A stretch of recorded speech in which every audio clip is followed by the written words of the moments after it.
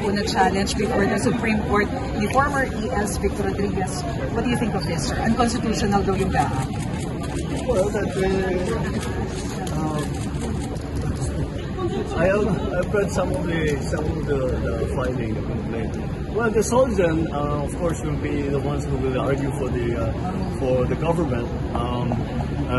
He tells me, Solzhen Maynard tells me that we are on a solid footing in terms of constitutionality. I don't know why they bothered to file that, because napakahirap ng kanilang assertion. It clearly doesn't. Well, anyway, not for me to make the argument. We'll let the Solzhen make the argument before the Supreme Court. We're very confident that our case is true. Pero just in case lang, sir, na pumabor, not in favor of the admin, yung decision ng Supreme Court, meron po ba tayong contingency? No. We shut down everything. I guess that's what they want. They want the government to cease working.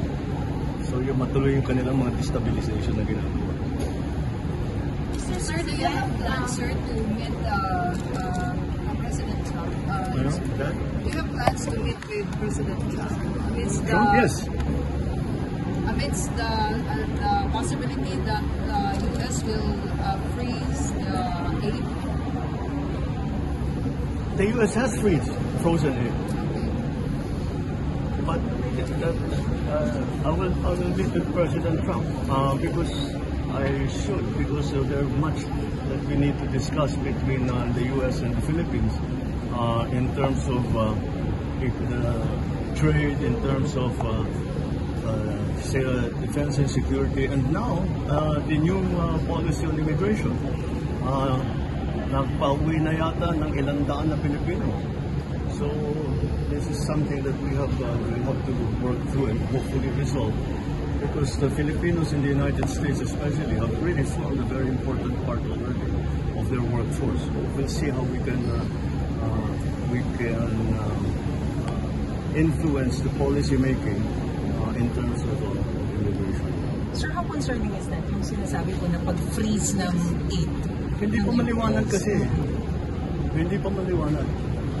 It's hard to comment because the government on the freezing of the aid, the support that blocked it. So it's not that it's very unclear what it is, because even the agencies involved in the U.S. government, hindi nila naintindihan what it means. What will ano yung tatamaan, saan yung mabawasan ang aid fund. So this is what happens. These are the growing pains of a new administration. But I'm sure that with time these policies will crystallize and will become clearer. By which time I will have a chance to visit with President Trump, and we can discuss it with a better understanding of what the policies are. Mr. President, ano pa po yung mga maaasahan ng mga projects ng inyong administrasyon dito po sa Cebu? Madami-daming listahan yan. Cebu is one of the largest areas for public investment. So it is. Well, we had a discussion today in the RDC. There are several major projects in the city. There are several major projects in the province, both in terms of connectivity, of physical connectivity, in terms na pag-usapan pa namin sa Agri, baka meron tayong program na ibubuo para matulungan ng gobyerno, na local governments, ang national government para sa pagbaba ng presyo ng bigas. Marami kami na pag-usapan na there are several infrastructure projects that are ongoing, and dito malalaki kasi ang kaibahan sa Cebu tends to take on the smaller projects. The province sila ang probinsya gumagawa. So lahat ng pupunta sa Cebu, karamihan ng pupunta sa Cebu na project are very significant at saka legacy projects na priority ng national government's socio-economic plan.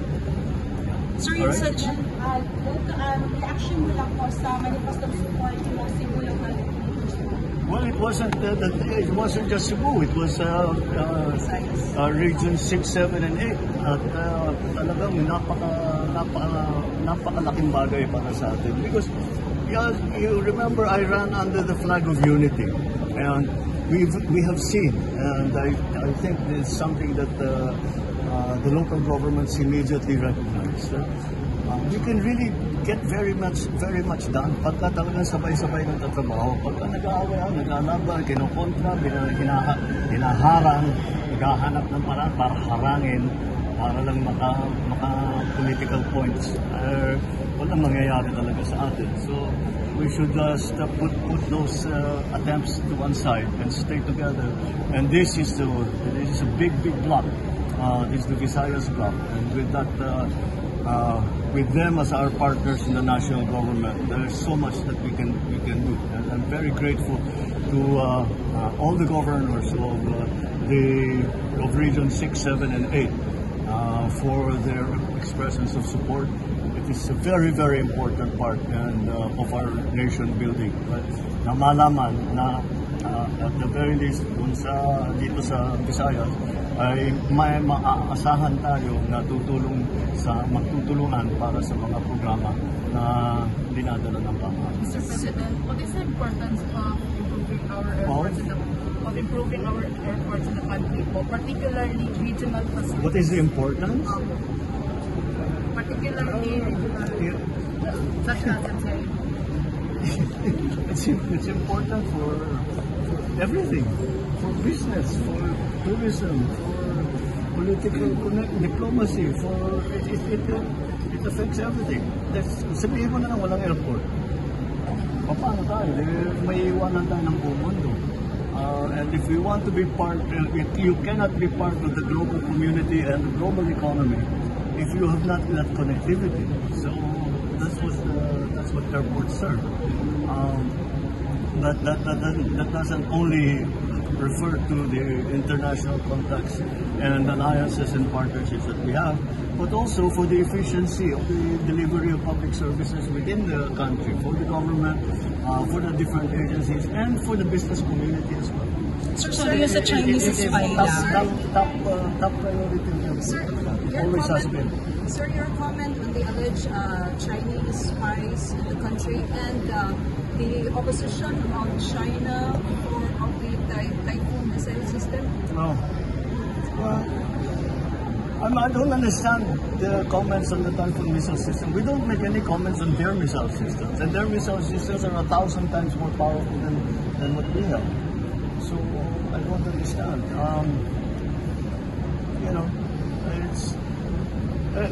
Let's make a deal with China. Stop claiming our territory. Stop harassing our fishermen and let them have a living. Stop ramming our boats. Stop water cannoning our people. Stop firing lasers at us.